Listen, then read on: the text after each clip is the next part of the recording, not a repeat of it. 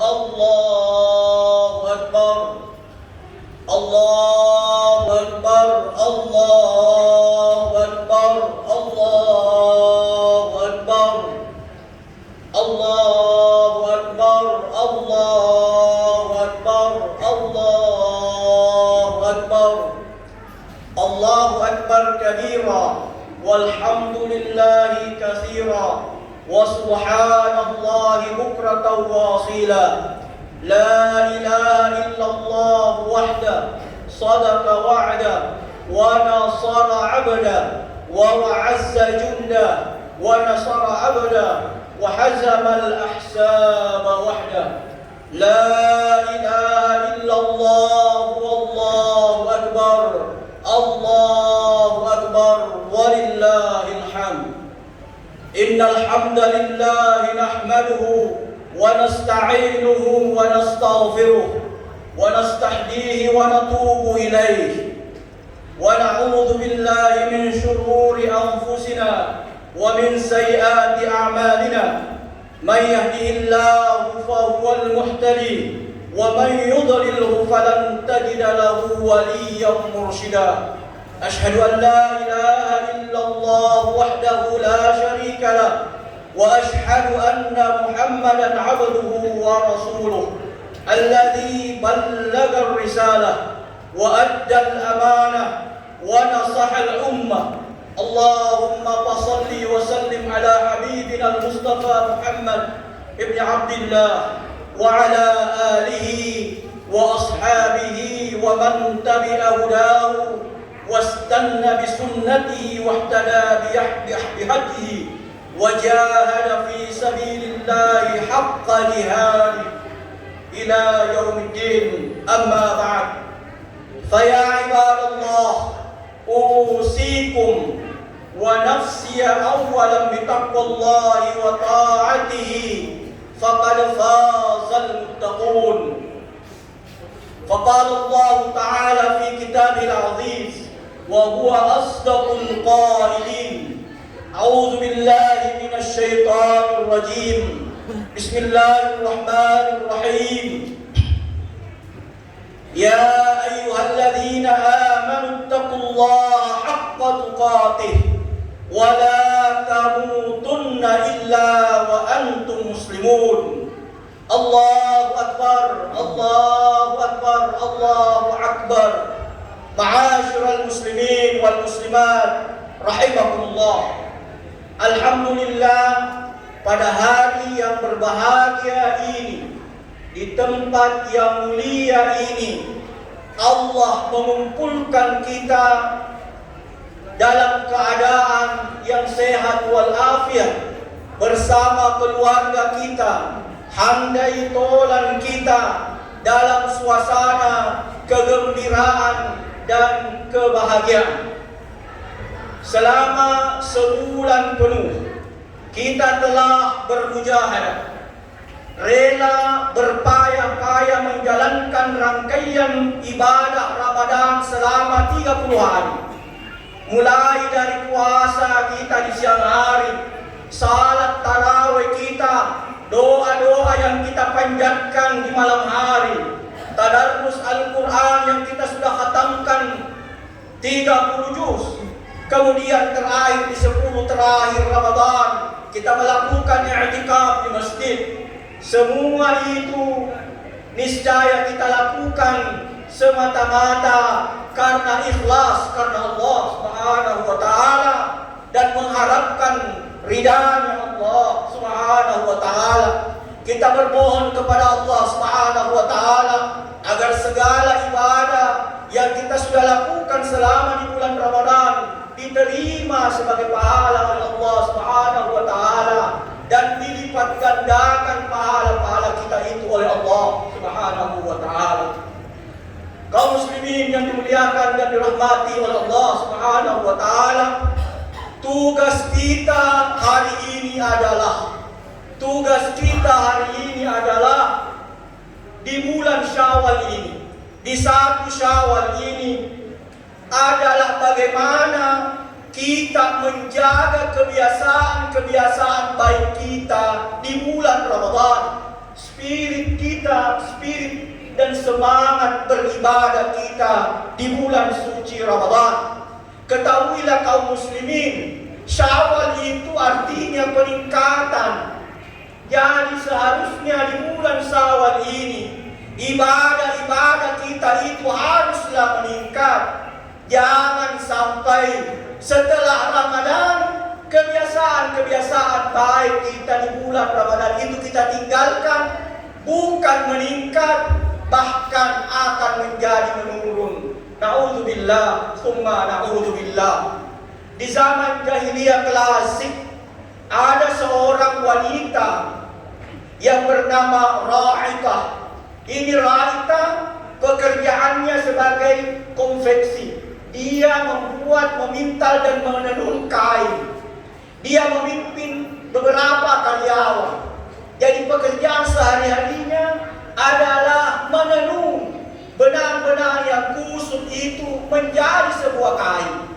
Tapi pada suatu ketika kaum muslimin, karena persoalan ekonomi dan goncangan jiwa, si perempuan ini, si Ra'itah ini, dengan para karyawannya setelah memintal dan menenun benang-benang itu menjadi kain. Berikutnya ada kebiasaan jeleknya, apa itu? Membongkar kembali kain yang dia sudah tenun itu menjadi benang-benang kusut satu-satu. Dan itu yang dilakukannya.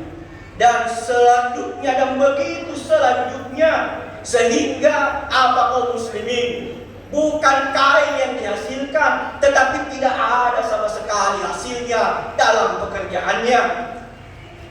Apa yang terjadi pada perempuan Ra'itah ini ditulis oleh Allah Subhanahu wa taala dalam Al-Qur'an, di dalam surah An-Nahl ayat 92. Allah Subhanahu wa taala berfirman, "Wala takunu kallati naqadat ghazlaha min ba'di quwwatin ankatha."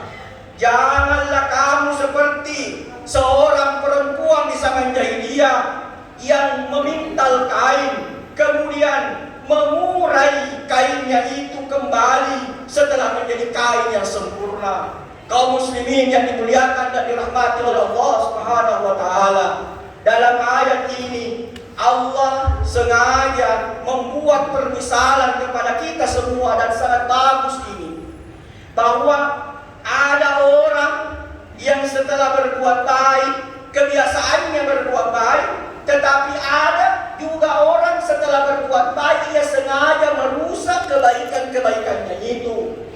Amal salehnya, amal ibadahnya yang dia rajut dari hari ke hari di bulan Ramadan, sedikit demi sedikit akhirnya dia rusak sendiri. Seakan itulah Allah ingin katakan dalam permisalan ceritanya Ar-Ra'itah ini.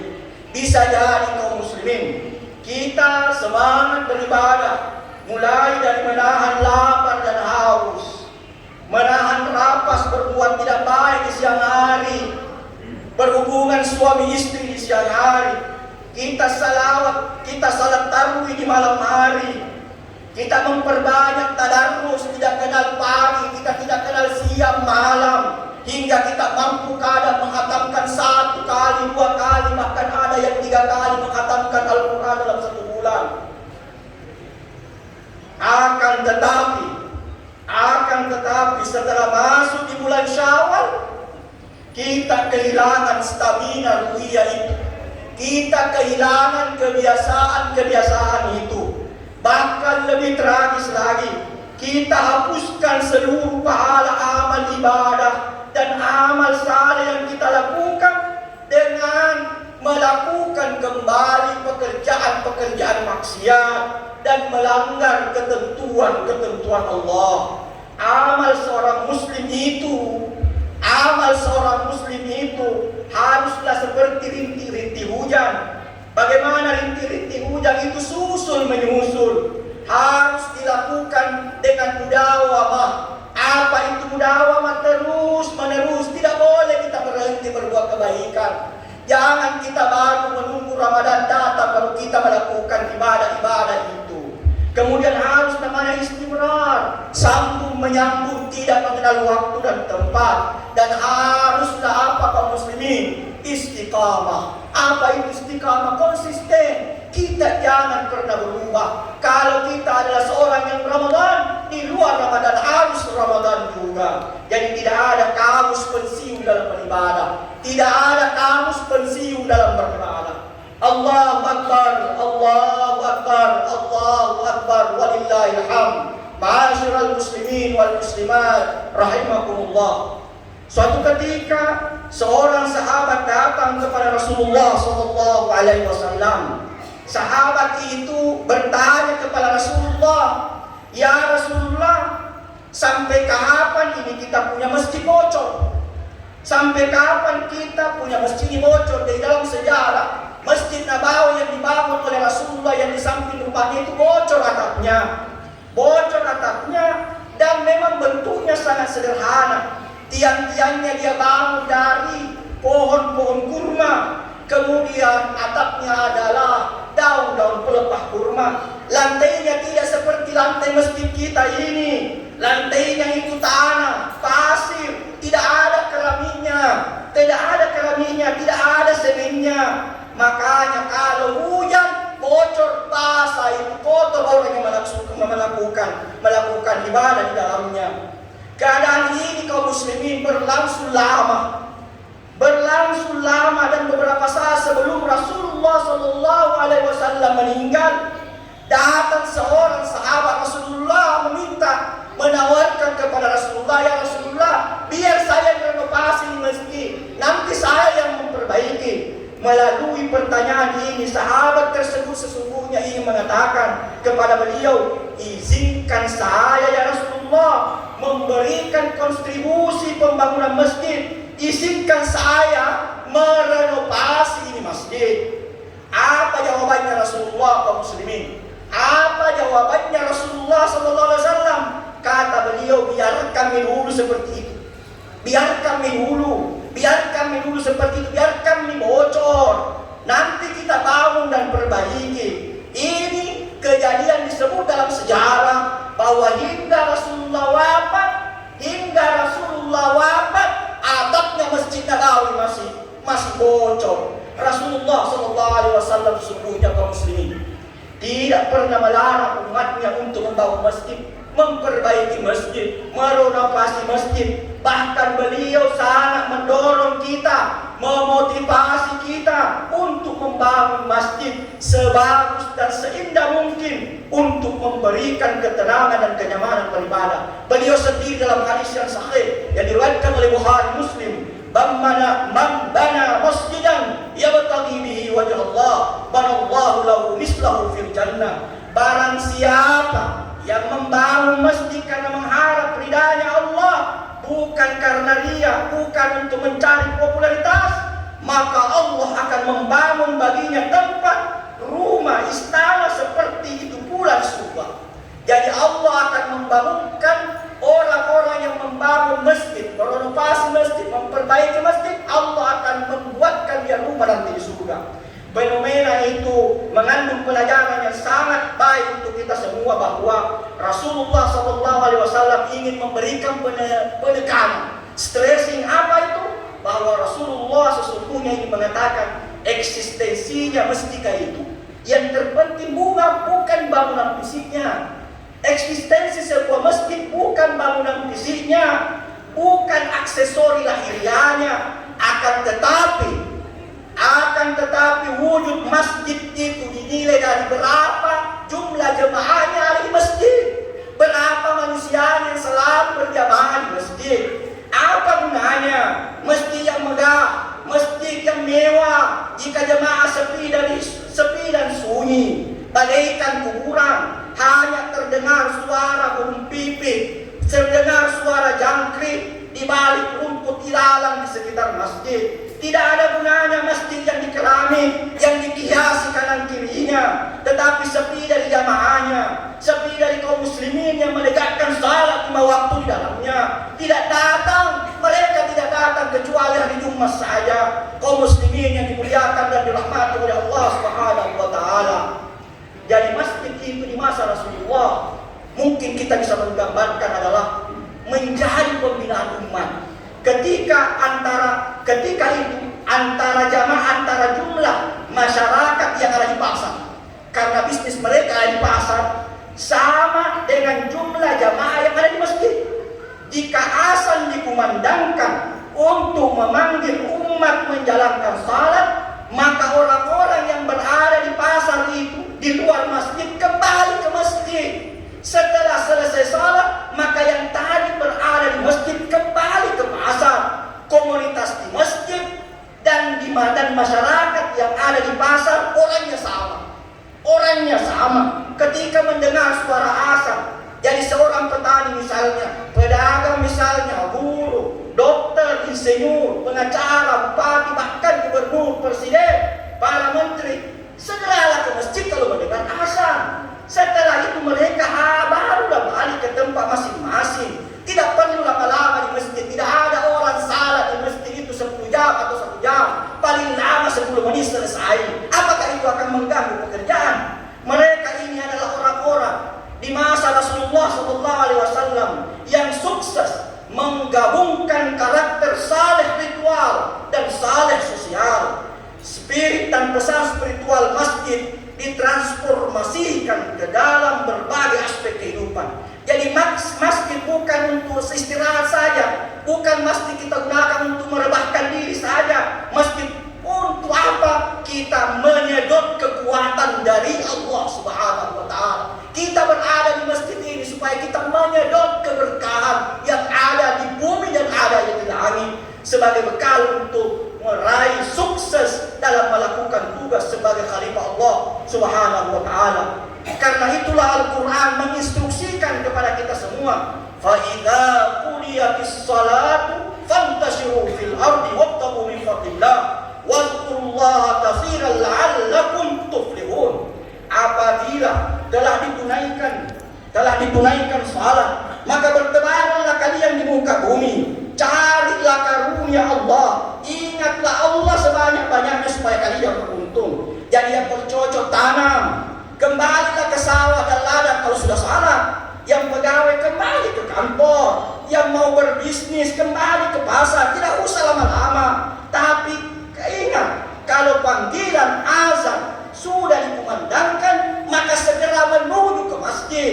Karena yang memanggil dan mengundang itu bukan presiden, bukan Pak Camat, bukan Pak Lurah, tetapi yang mengundang itu adalah Allah Subhanahu wa taala. Ya ayyuhalladzina amanu idza nudiya lis-salati min yaumil jumu'ah fas'au ila dzikrillah wa dzarul bait. Dzalikum khairul lakum in kuntum ta'lamun. Hai orang-orang yang beriman, apabila diseru untuk menunaikan salat Jumat, maka bergeraklah segera kepada mengingat Allah dan tinggalkan jual beli, tinggalkan kegiatanmu. Yang demikian itu lebih baik bagimu jika kamu mengetahuinya.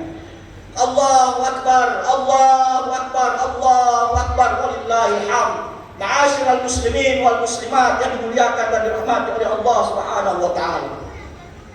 Jangan sampai kesibukan kita, kekayaan kita, anak-anak kita, istri kita ini justru menjadi wasilah taba'ud anillah. Wasilah taba'ud anillah. Apa itu? Media yang menjauhkan kita dari Allah Subhanahu wa taala. Jangan sampai dunia dan seisinya ini melalaikan dan menggelincirkan dari mengingat Allah Subhanahu wa taala. Dia pemilik semuanya. Ya ayyuhalladzina amanu la tulhikum amwalukum wala auladukum an dzikrillah wa man yaf'al dzalika fa ulaika humul khasirun. Hai orang-orang yang beriman, janganlah hartamu, anak-anakmu melalaikan kamu dari mengingat Allah Subhanahu wa taala. Barang siapa yang berbuat demikian, maka mereka itulah orang-orang yang merugi. Jika jumlah salat 5 waktu sama dengan salat Jumat, dan jika jumlah salat Jumat sama dengan rakaat salat subuh, dan jika jumlah salat Jumat sama dengan salat subuh, pasti akan menjadi perubahan yang sangat dahsyat.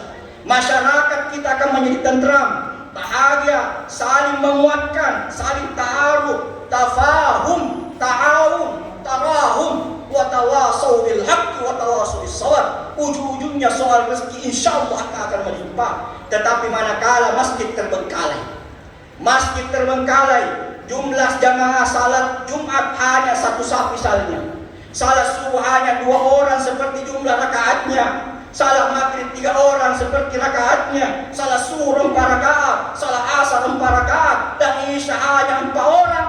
Tentu kondisi inilah yang akan menjadi keprihatinan Rasulullah SAW. Karena apa kaum muslimin?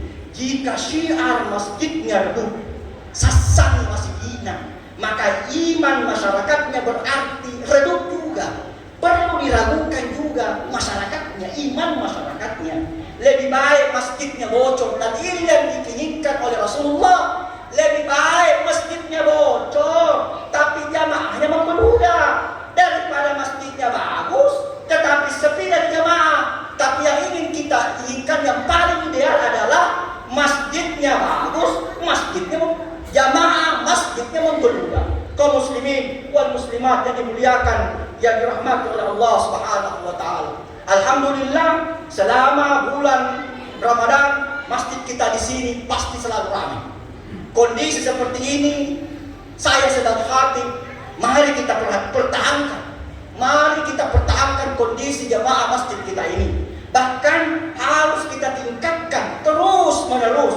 Jika saat ini masjid misalnya kita terpenuhi 2 saf misalnya, mari kita tingkatkan, kita ajak teman-teman yang lain menjadi 3 saf, 4 saf, sampai 5 saf. Jadikan diri kita ini sebagai orang yang setiap harinya mondar-mandir, masjid ke masjid, masjid ke masjid. Rasulullah SAW bersabda, "Idza ra'aitumur rajula yata'ahadul masjid fashhadu lahu bil iman." Jika kamu melihat orang yang terbiasa ke masjid, orang yang hatinya selalu masjid, maka saksikan, jangan engkau ragu keimanannya, jangan engkau ragu bahwa dia adalah orang yang beriman. Jadi Rasulullah sudah menunjukkan kepada kita, kalau engkau mau melihat orang yang betul-betul bagus imannya, lihat berapa kali dia mondar-mandir ke masjid. Masjid tidak dapat dipisahkan dari kehidupan muslim. Jika sekali atau 2 kali seorang tidak mendatangi salat berjamaah, maka saudara-saudaranya pasti akan mempertanyakan, mencarinya. Jika terbukti dia sakit, mereka akan menjenguknya. Jika sibuk, mereka akan membantunya. Jika berpergian, mereka akan mendoakannya, ikut menjaga keluarganya yang ditinggalkan. Dan jika lupa, mereka akan mengingatkan. Masjid bagi orang yang beriman adalah taman surga. Masjid bagi orang yang beriman adalah taman surga. Maka siapa yang mendatangi masjid berarti ia sudah ada dalam surga. Ada hadisnya Rasulullah yang mengatakan begini, "Idza marartum bi riyadil jannah farta'u." Qila ya Rasulullah, "Wa ma riyadul jannah?" Qala al-masajid. Rasulullah pernah berkata begini, jika kamu sekalian melewati taman-taman surga, maka kata beliau, hendaklah kalian masuk untuk bersenang-senang, lihatlah di taman surga itu. Para sahabat bertanya, "Ya Rasulullah, yang mana taman-taman surga yang kau maksud itu?" Rasulullah menjawab, taman-taman surga di dunia itulah masjid. Kaum muslimin yang dimuliakan oleh Allah Subhanahu wa taala, sebelum kita akhiri khutbah Idul Fitri ini, saya sebagai hati secara pribadi mengajak kita semua untuk menjadi bagian, mengajak kita semua yang hadir di tempat ini untuk menjadi bagian dari orang-orang yang memakmurkan masjid. Mari kita pertahankan kebiasaan kita di Ramadan, mengikuti salat fardu di masjid, memakmurkan masjid. Di luar bulan Ramadan kita harus lanjutkan sampai 11 bulan kemudian. Marilah kita menjadi orang yang selalu mondar-mandir dari masjid ke masjid setiap hari, menjadi orang yang hatinya senantiasa terpaut dengan masjid. Marilah kita menjadi ahlu masjid. Allahu Akbar, Allahu Akbar, Allahu Akbar, walillahil hamd. Kaum muslimin wal muslimat yang dimuliakan dan dirahmati oleh Allah, marilah kita bersama-sama memanjatkan doa kepada Allah Subhanahu wa taala.